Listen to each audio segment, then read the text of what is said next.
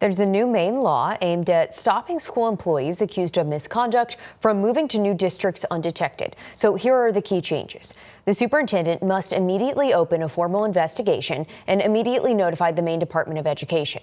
The accused employee is placed on paid administrative leave during that investigation. Even if the employee resigns or is fired, the school must complete the investigation. The results of that investigation are flagged into the DOE's database, visible to any superintendent considering hiring that person.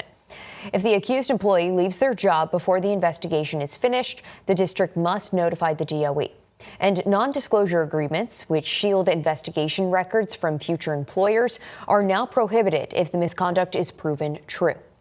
News Center Maine's Chris Costa shows us how lawmakers and school officials are trying to balance due process with protecting kids, and why the law's own sponsor says there are still loopholes.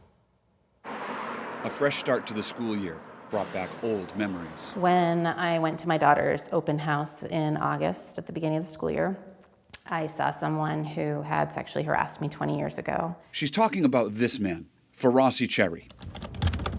News Center Maine reported on Cherry in December 2024, when he resigned as assistant principal of Kennebunk High School. At the time, that district was investigating Cherry for sexual harassment. He left the school before that investigation was finished. My experience with him 20 years ago was pretty significant. Kara Corshane says 2 decades ago, in 2005, Cherry was a college advisor working at the Upward Bound program at Bowdoin College in Brunswick.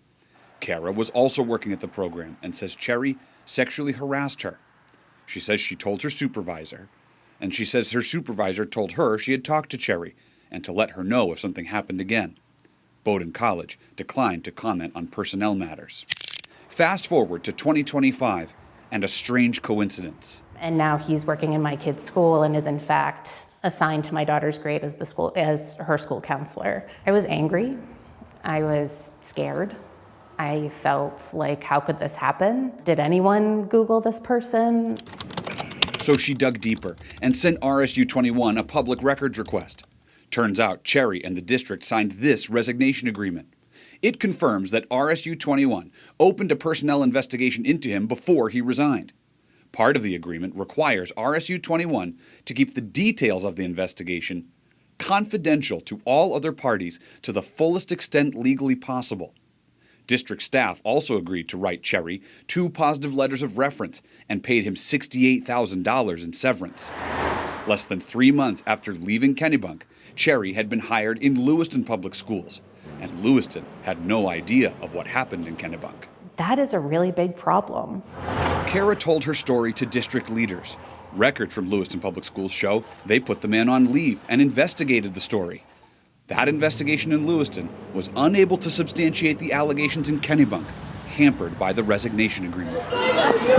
Less than 4 months into the school year, Cherry resigned from Lewiston, writing to the superintendent that the investigation had, in his words, turned up no evidence. Lewiston Superintendent Jake Langlis told me he could not confirm or deny information about specific employees.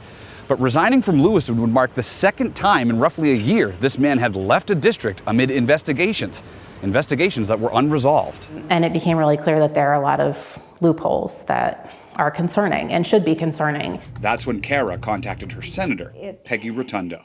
It was deeply troubling, and it became very clear to me and to her that the status quo was absolutely not acceptable and that something had to be done. My bill was prompted by the experience of my constituent, but her story sadly is not unique.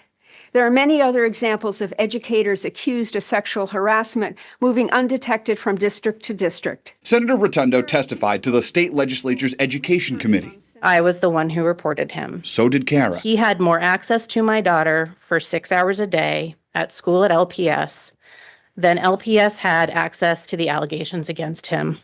About 7 weeks later, Governor Janet Mills signed the bill into law, and it's already being used. In less than 4 months, the Department of Education says it's been notified of 35 covered investigations across the state. We owe it to our children. It's our responsibility to make sure that they are safe. For people to be able to go undetected from school system to school system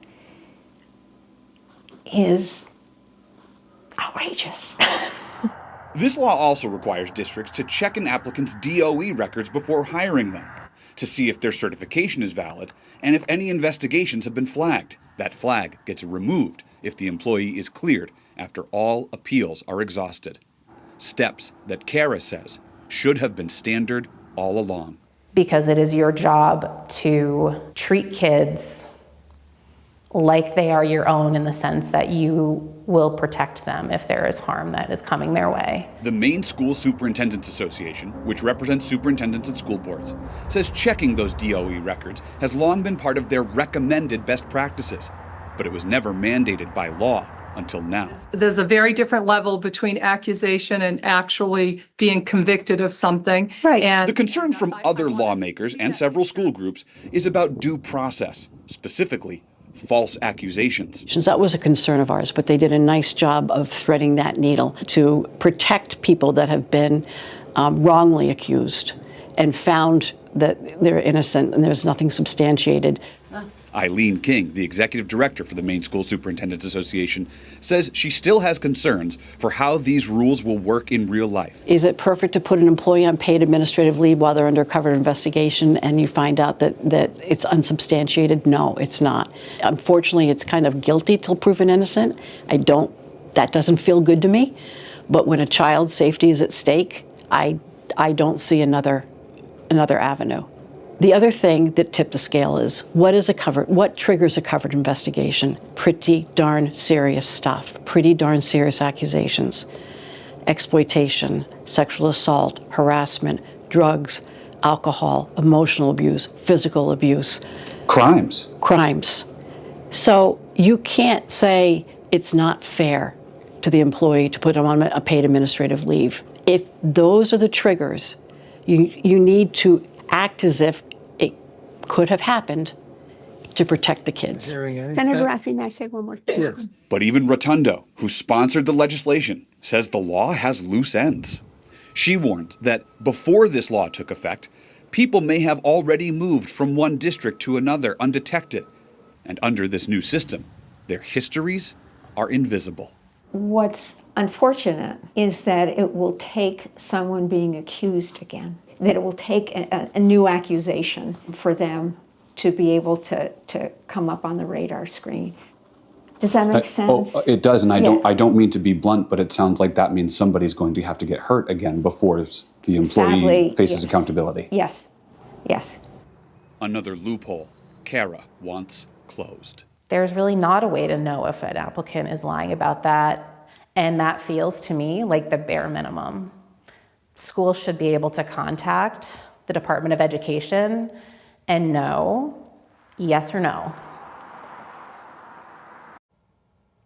That was our Chris Costa reporting. So what happens next? A working group is meeting now to address remaining loopholes in the law, including a big one. Should the state mandate that districts ask job applicants directly if they've ever been accused of misconduct? The Maine Education Association, which represents nearly 24,000 educators and opposed this bill, did not respond to multiple requests for comment from News Center Maine. We reached out to Farasi Cherry by email, phone, and social media. He did not respond. Cherry has never been charged or arrested in connection with these investigations. Cherry also previously worked in Portland and Windham. Portland Public Schools declined to comment on any investigations into Cherry, and Windham's superintendent told us he had never had a single complaint. The Department of Education says Cherry still holds an active credential valid through 2030.